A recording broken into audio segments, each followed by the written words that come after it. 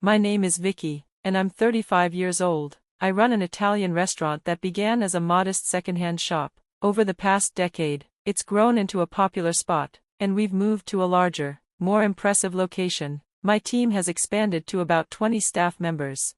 My husband, Lee, is 38, and we've been married for 5 years. He was one of our regular customers when the restaurant was still small. Initially, I thought he was just seeking attention, but his consistent presence turned into a friendship. I was dating someone at the time, but we broke up after he cheated on me. Lee's upbeat personality was a great comfort during that rough period, and eventually, our friendship blossomed into romance. Our relationship was seamless, and introducing each other to our families felt like a natural progression to marriage.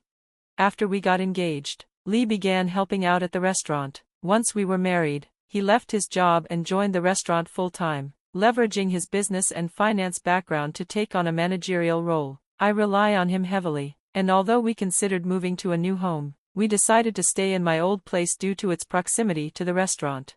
While many couples who work together face challenges, I find great happiness both at work and at home. However, I'm concerned about my mother-in-law. She struggles with money management and often comes to the restaurant asking for financial help or food, claiming she's short on essentials. I'm really in a bind. Can you lend me $100? I promise I'll pay you back soon. Mother-in-law, you said the same thing last time. You still haven't repaid the money I've lent you. I can't lend you any more. Oh, really? Then I'll just take leftovers from the restaurant. I can't allow that either. We have a policy against taking home leftovers to minimize food waste. How heartless can you be? We're family. You could slip me something on the side. What am I supposed to do? Isn't Lee the owner here? Doesn't that make me like the chairwoman? You're not the right person to talk to. Bring out my son. No, that's not correct. I manage the restaurant, and Lee is away on business. You're inconveniencing our customers, so please leave for today. I'll have Lee contact you later.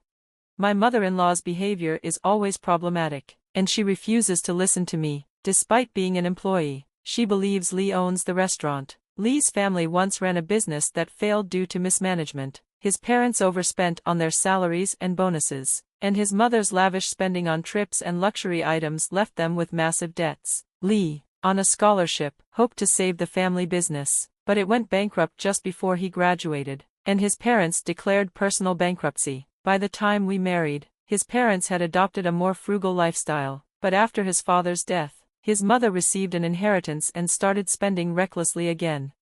Lee usually managed his mother's demands, but as the restaurant thrived, he spent less time there, leaving me to handle her. One day, I left the restaurant to visit a rival eatery across the street. While observing from a table, I spotted Lee outside with an unknown woman. I quickly settled my bill and followed them, my heart racing. To my shock, I watched them enter a motel, laughing together. Distraught and furious, I chose not to confront Lee immediately but to gather evidence. I hired a private investigator, who provided solid proof for potential legal action. The investigation revealed that Lee had been frequently meeting this woman while neglecting his work duties. Once I had the evidence, I confronted Lee directly. Lee, are you hiding something from me? What do you mean? Of course not. I wanted to believe that, but can you explain this? I handed him the envelope containing the proof of his affair. His face went pale as he saw the contents. When did you get this? I hired a private investigator.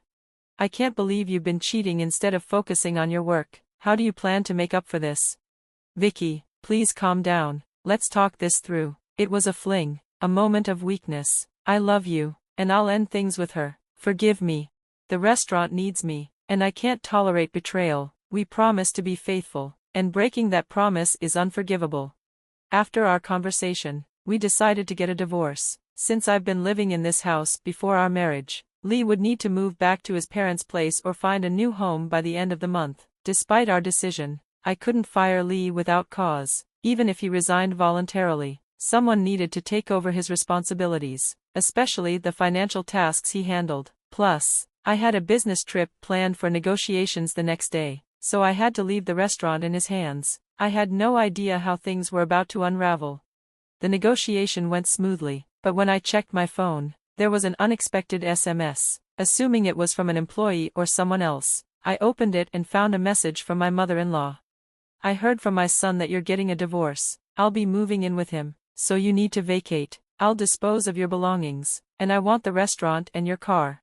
Shocked, I tried calling my mother-in-law immediately, but my call was blocked due to her request. I couldn't reach her on WhatsApp either, as the messages remained unread and calls were disconnected. Unable to get through to anyone at the restaurant because of the lunchtime rush, I decided to rush back. When I arrived, my mother-in-law had already thrown out my belongings, taken my luxury car for a joyride, and was heading to the restaurant. She stormed into the back office, disregarding the staff's protests. "Ma'am, please return to the customer area. This office is off-limits." "What are you talking about? I'm the owner's mother, which means I'm practically an owner too." Some employees, recognizing her, took action. They gathered the male staff and called the manager. One of them reached me on my cell phone. "Vicki, it's an emergency. The manager's mother is claiming to be the owner and has entered the back office." "She's there. I'm on my way. Try to keep her at the store until I arrive." Lee, who had been called by the employees, was frantically trying to manage the situation. "Mom, you shouldn't be here. Let's go out the back and talk." "What are you talking about, Lee? Is this why your wife is leaving you? Aren't you getting a divorce?" "I was asked to help with moving, so I disposed of all of your wife's belongings. From today, let's live together. Now that the troublesome wife is out of the picture, this restaurant is ours." My mother-in-law's outrageous statements caused a commotion among the employees gathered in the back. "What are you talking about, Mom? I'm the one leaving, not Vicki." "But Lee, you wanted us to live together. You own this place, and the house too, right?" The employees, realizing the gravity of the situation, were outraged. When I arrived back in a hurry, I found my mother-in-law and husband being confronted by the staff at the back office entrance.